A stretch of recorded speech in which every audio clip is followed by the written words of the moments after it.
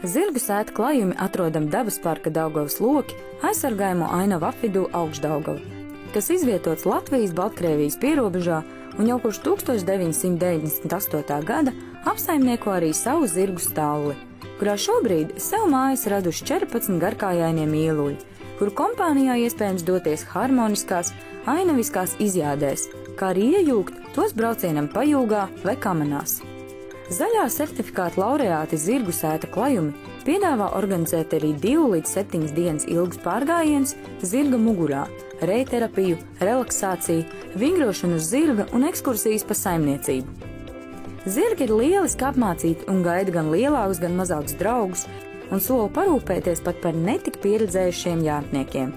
Zirgu sētā klājumi iespējams izbaudīt arī tradicionāli gatavot latgalisko maltīti un pārlaist nakti īpašā brīvdienu mājā, kas paredzēta garāko izjāžu kārotājiem.